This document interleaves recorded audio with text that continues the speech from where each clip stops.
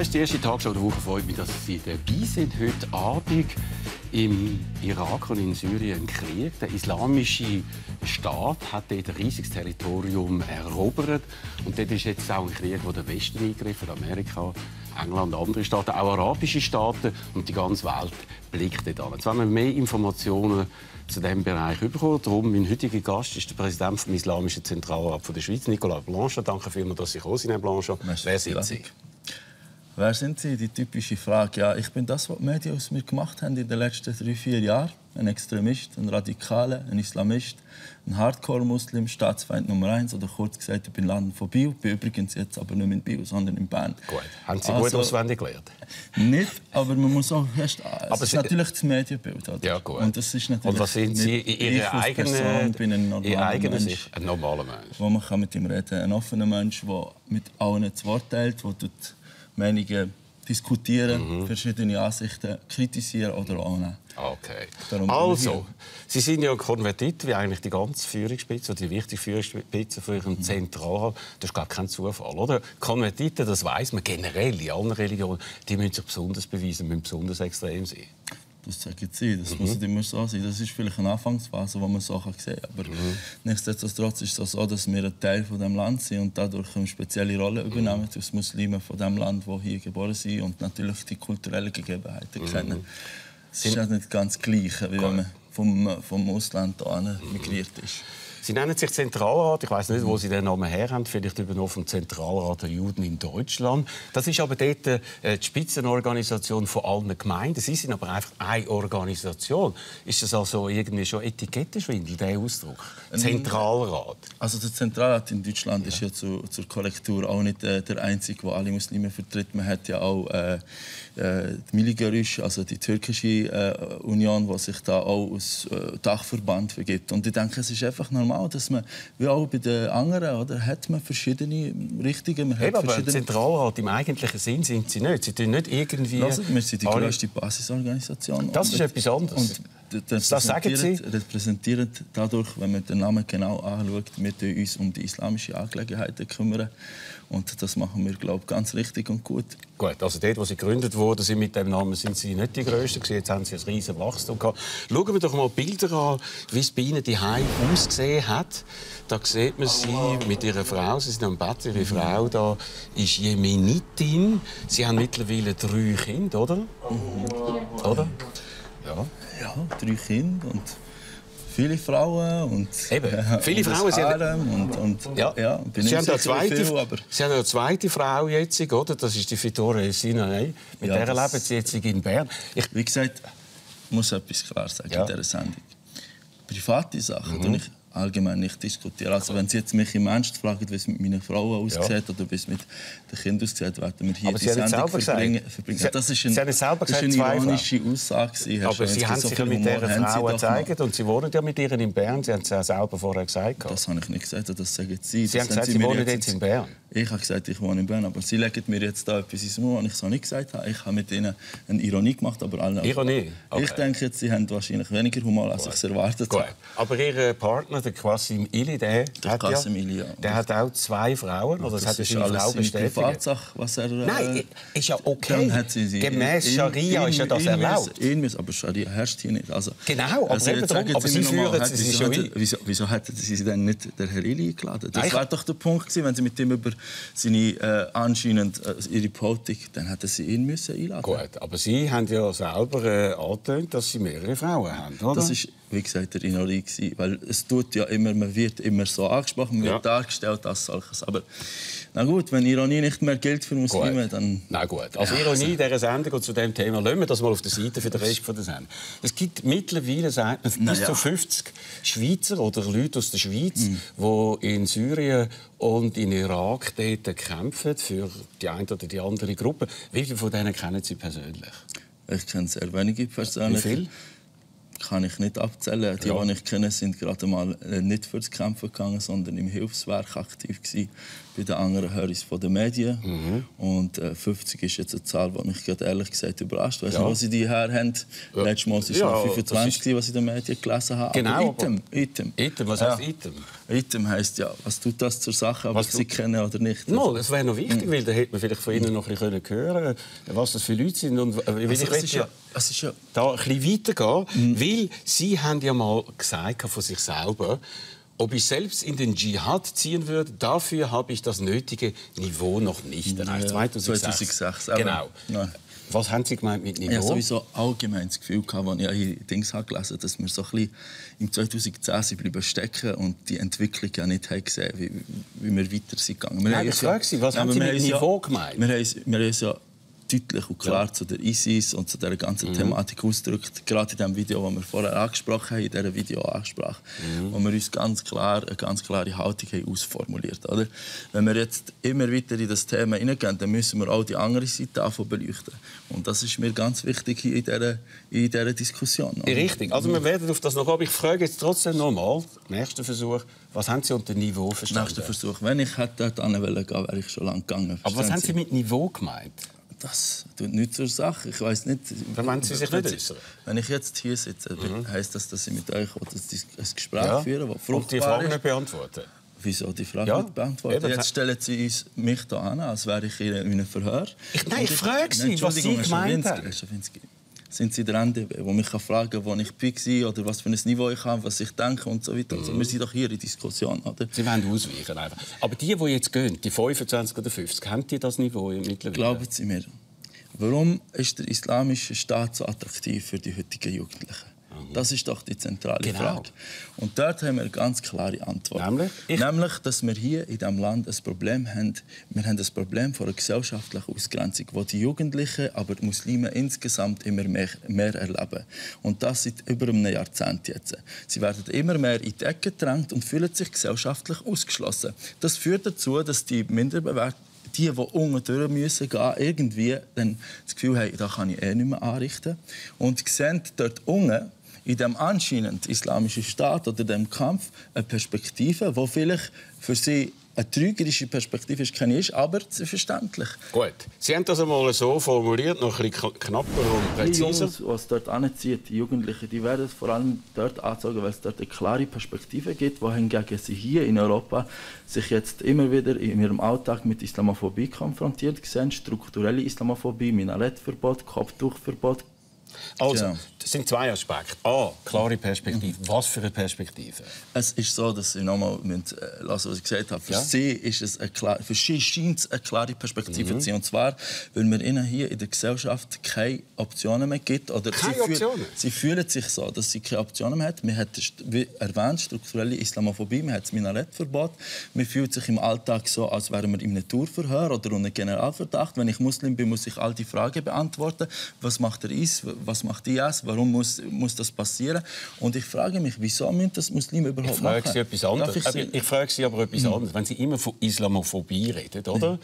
Und das erwähnen. Also ich kann verstehen, also, dass eine gewisse Intoleranz vorhanden ist. Ich bin gegen das Minarettverbot.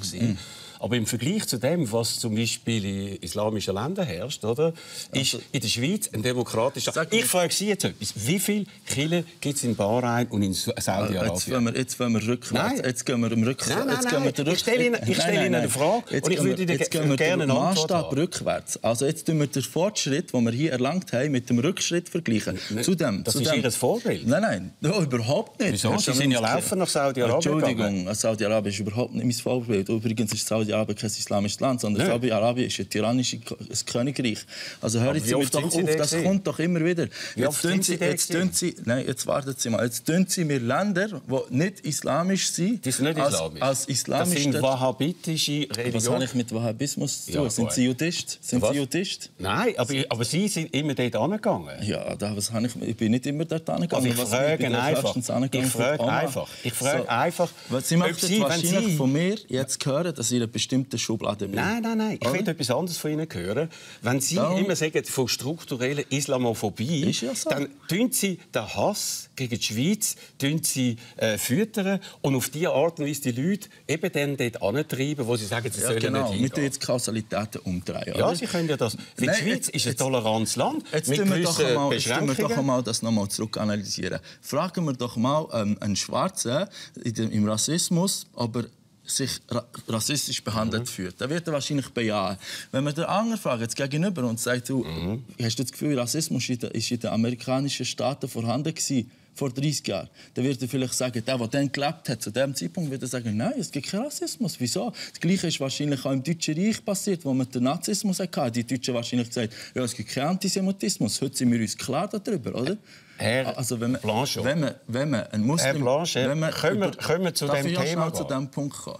Wenn man über Islamophobie diskutiert, dann fragt man Muslime und tut nicht Kausalitäten umdrehen. Muslime fühlen sich heute bedrängt, Muslime fühlen sich heute diskriminiert und sie erleben die Islamophobie in ihrem Alltag. Gut, die Frage ist natürlich durch Leute wie Sie, die eben solche Thesen vertreten, ob sie das nicht noch fördern. Weil Sie sagen, anderes Zitat von Ihnen, das Ideal wäre der islamische Staat. Das ist ein Zitat von Ihnen aus dem Jahr 2006. Jetzt haben wir den. Jetzt haben wir einen Kalif. Nein, Moment. Jetzt haben wir einen Kalif und jetzt frage ich Sie, Sie haben jetzt Ihr Ideal. Was halten Sie von dem islamischen Staat? Wissen Sie, was ich glaube? Meine Realität in der Schweiz ist eine ganz andere.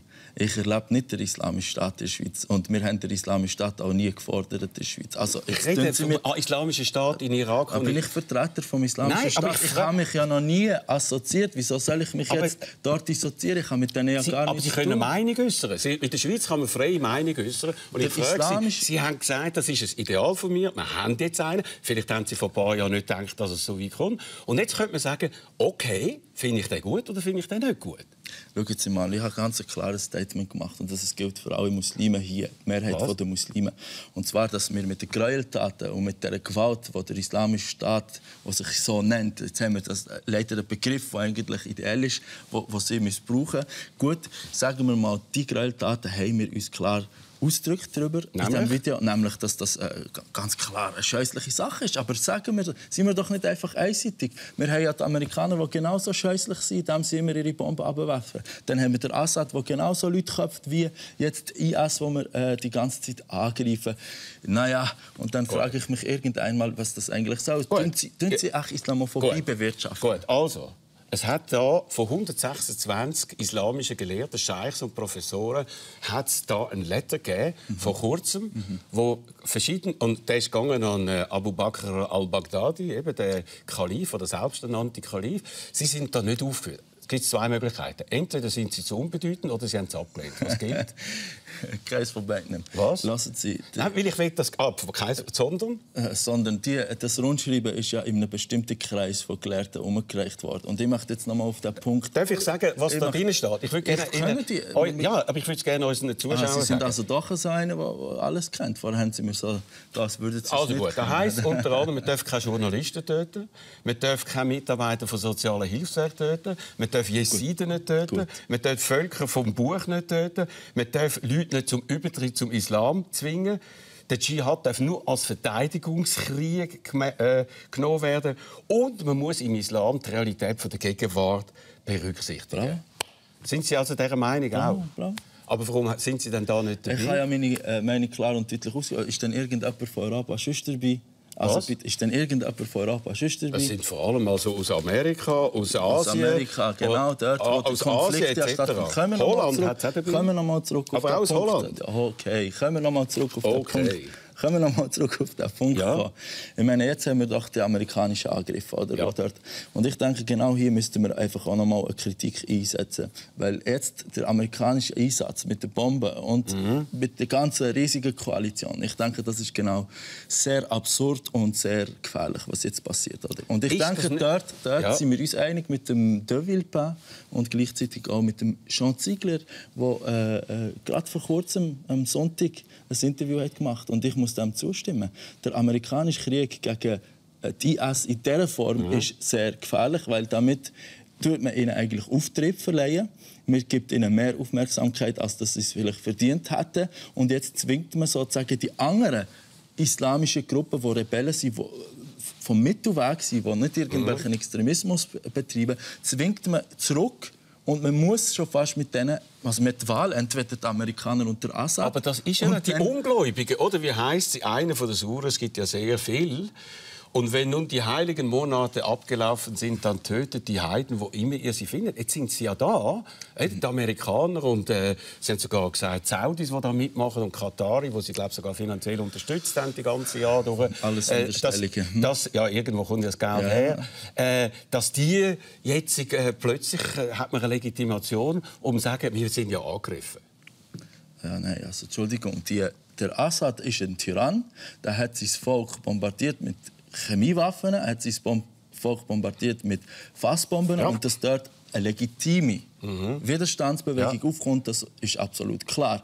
Dass man das alles in einen Topf werfen mit der IS und dass man das alles in einen Topf werfen mit dem Terrorismus, das ist eben der Fehler vom Westen, das ist der Fehler von der westlichen Politik, das ist die Arroganz vom Westen, die jetzt dahin führt, dass wir so ein monströses Kind haben, das aus der Gebärmutter von der Arroganz und von der politischen, von der westlichen Politik Aber Sie sind ja mit Al-Qaida-Gruppen in Syrien sind Sie eng verbunden. Ahrar al-Sham ist zum Beispiel eine. Und die wollen eigentlich das Gleiche, einfach haben weniger Erfolg. Die wollen doch auch ein Kalifat. Die wollen auch ein Kalifat. Entschuldigung. Und die wollen Terror. Al-Qaida ist eine Terrororganisation. Können Sie das auch noch sagen? Entschuldigung, jetzt müssen wir noch mal stoppen. Ja. Jetzt bin ich da, als wäre ich der Vertreter von all diesen Organisationen.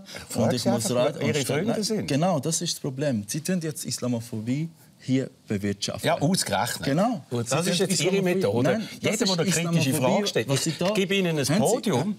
Sie haben ein Podium was da. Was für ein Podium? Wo Sie Ihre Sachen sagen können. Aber Sie beantworten ja die meisten Fragen. Sie tun mich ja die ganze Zeit unterbrechen. Ja, Sie wollen jetzt auch reden halten von Schwarzen in Amerika. Und natürlich, Islamophobie ist genau die gleiche Form. Es ist eine Form von Xenophobie, wo man Minderheit in den Ländern hier in Europa tut immer mehr in die Ecke drängen. Und das ist eine Tatsache, das sagen nicht nur wir.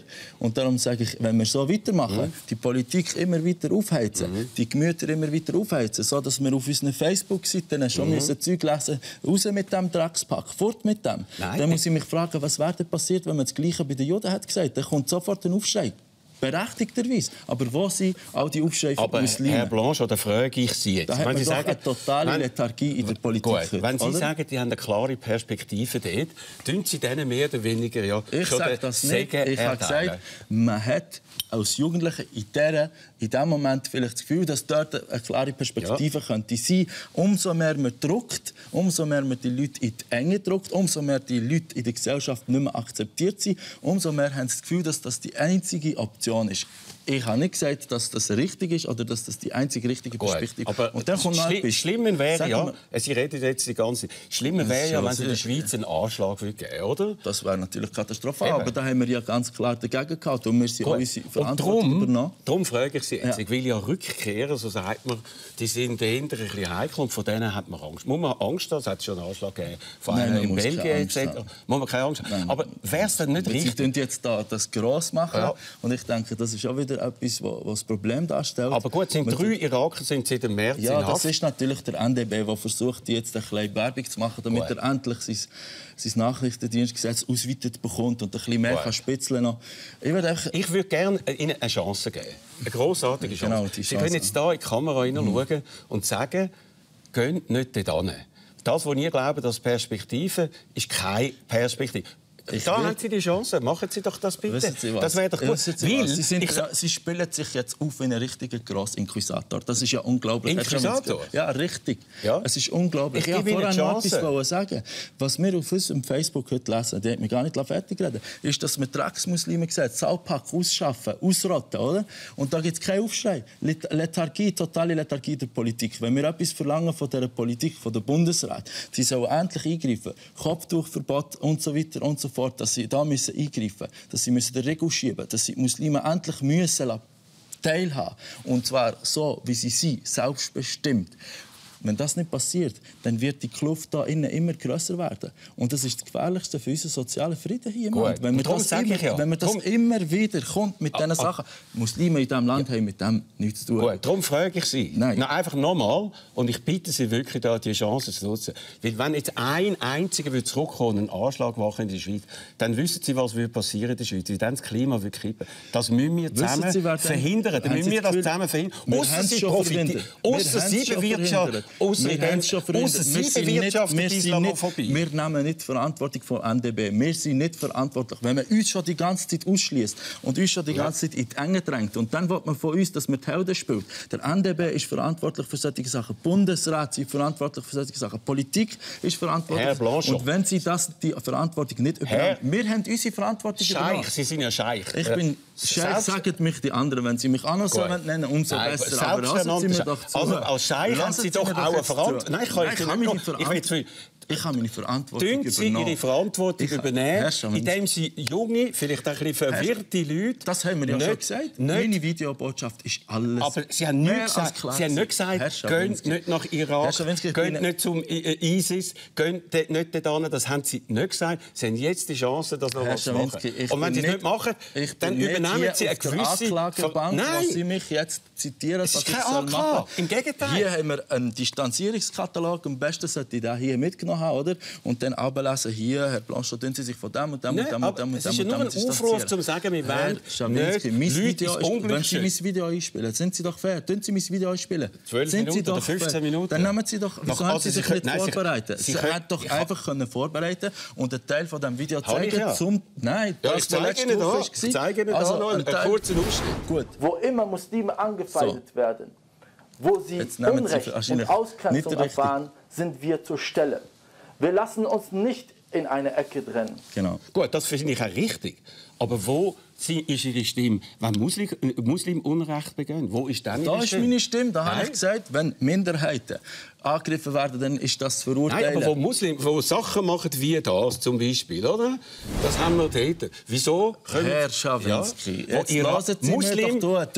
Muslim gegen Muslim. Und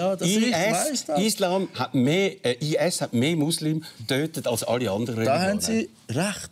Aber das Problem ist doch, dass das hier, was wir hier sehen, nicht einfach isoliert angeschaut werden. Nicht isoliert? Nicht, natürlich. Was heisst nicht isoliert? Das habe ich ja vorher gesagt. Das ist ein monströses Kind vom Versagen von der westlichen Politik. Wir sind schuld. Im Irak. Natürlich, wenn man das einfach isoliert anschaut. Herr Schawinski, Sie lachen jetzt. Nein. Aber das ist die Realität. Und die Realität zeigt uns auch, dass die Gewaltbereitschaft nicht nur von der IS ist, sondern genauso von den Amerikanern. Und die Amerikaner haben wahrscheinlich viel mehr Zivilisten auf dem Gewissen als die IS insgesamt. Haben Sie solche Bilder von Amerikanern? Tun Sie doch nicht plakative Kampfbegriffe einführen. Haben Sie solche Bilder von Amerikanern? Sie tun doch... Die Amerikaner haben ja Guantanamo. Die Amerikaner haben ja Waterboarding. Die Amerikaner haben Abu Ghraib gemacht. Aber wissen Sie, wenn Sie das sagen, dann entschuldigen Sie alles. Ich entschuldige das gar nicht. Ich habe das schon ganz klar und deutlich gesagt, dass das nicht akzeptabel ist. Das habe ich in meinem Video gesagt. Ich muss mich da nicht nochmal rechtfertigen. Was ich sage, was Sie hier machen, das ist ein Teufelskreis. Sie bewirtschaftet mit solchen Bildern jetzt genau die Propaganda, wo man versucht, dass der Westen den Aufwind bekommt, um generell mal gegen alles, was islamisch ist, vorzudringen. Und Sie 99% der Moslems in der Schweiz leben da friedlich. Genau, wir sind doch auch leben friedlich. Und wollen sich auch viele von denen wollen sich integrieren. Und Sie sind da, die diese Art von Frieden stören. Genau nicht. Ja. Wir sind die den Frieden in Gefahr sehen, aufgrund von dieser Islamophobie, die Sie jetzt bewirtschaftet haben. Ein schönes Beispiel in dieser Sendung. Und ich glaube, wenn das so weitergeht und keine pragmatischen Leute an den Tisch kommen, die wirklich zuerst einmal verstehen, was wir überhaupt sagen, dann wird es halt so sein, dass der Sozialfrieden, wie die OSZE gesagt hat, in Gefahr wird sein. Mehr und mehr. Haben Sie das Gefühl, da haben Sie keine Verantwortung in dieser ganzen Geschichte? Ich bin da und übernehme meine Verantwortung. Ich bin da unter den Muslimen und übernehme die Verantwortung. Wer sonst übernimmt denn die Verantwortung? Also ich habe einfach gehofft, dass Sie wirklich die Chance nutzen, Sie haben gehofft, dass Sie mich da zitieren und dass ich mich einem Katalog anpasse, den Sie da haben vorbereitet. Dass Sie Leute daran hindern, junge Leute, sich als Selbstmordattentäter, als Kopfabschneider, als Vergewaltiger dort hingehen. Das habe ich gehofft. Ich habe gehofft, dass zum Beispiel der SIG daran hindert, dass Israel so viele Bomben auf den Gazastreifen abwirft. Habe ich auch gehabt. Kein einziges Statement von Ihnen. Ich verteidige das nicht mal. Wir waren ganz klar und deutlich gewesen, dass das nicht so geht. Nicht immer aber. Aber mit aber machen Sie alles zunichte, was Sie vorher gesagt haben. Mit aber. Nein, jetzt schauen Sie. Der Wildmann hat doch etwas gesagt, was ich eigentlich fast zu 100% unterschreiben könnte. Der Ex-Premierminister von Frankreich. Er hat doch ganz klar gesagt, wenn wir so weiterfahren mit unserer Politik, wo wir einfach schnell husch mit den Flugzeugen alles zerbomben, dann geben wir doch diesen Radikalen immer mehr Aufwind. Und genau das passiert jetzt. Herr Schawinski, Sie sind doch auch mal so rebellisch und so. Mit ihren, jetzt, wenn Sie im Graben würden stehen, dort, seit 3 Jahren kämpfen Sie gegen Tyrann Assad. Ja. Oder? Und jetzt kommt die Amerikaner und aufgrund von der Bombardierung von den Amerikanern, sie sind nicht von der IS, aber jetzt verlieren sie ihre Positionen und jetzt können sie wählen, rückwärts oder vorwärts. Assad ist grässlich, hat sein eigenes Volk zerbombt mit Fassbomben etc. ISIS ist noch, wenn man kann steigern finden, noch viel schlimmer. Im Moment gibt es jetzt die Schlacht um Kobane, eine Schlacht direkt an der türkischen Grenze, wo die Kurden sind. Auf welcher Seite sind sie nicht? Wie hoffen Sie, wie das ausgeht? Entschuldigung, ich bin, wie gesagt, nicht der Vertreter von IS. Nein, ich frage Sie, Herr Scheich Blanchot, können Sie Ihre Meinung mal sagen? Oder jedes Mal, wenn es etwas Konkretes wird, dann sind Sie einfach weg, wie ein Wissel sind Sie weg und gehen auf irgendetwas anderes. Das ist nicht sehr vertrauenswürdig. Ich frage Sie noch mal. Die Schlacht um Kobane, hoffen Sie, dass IS Kobane einnimmt oder nicht? Das ist eine falsche Fragestellung. Ich bin nicht hier, um die IS zu vertreten. Nein, aber ich frage Sie. Ich frage, was Ihre Meinung? Ich hoffe, dass der Krieg sich zu anderen wendet, dass die Amerikaner begreifen, dass ihre Politik eine falsche Politik ist und dass der Westen auch begreift, dass es so nicht weitergehen kann und dass wir in diesen Regionen endlich die Hegemonialmacht müssen zurückziehen. Ja, das haben wir jetzt aber vorhin mal gehört. Also der Westen ist allem schuld und damit haben sie alles entschuldigt und weggewischt. Okay, das ist jetzt der Nicolas Blanchot, Chef vom Islamischen Zentralrat der Schweiz. Morgen geht es in der Sendung Club um Jugendstrafrecht, sicher auch ein interessantes Thema. Ist es zu lasch oder ist es zu hart? Diese Sendung gibt es wieder am nächsten Montag. Ich würde mich freuen, wenn Sie dann dabei wären. Gute Nacht und ganz eine gute Woche.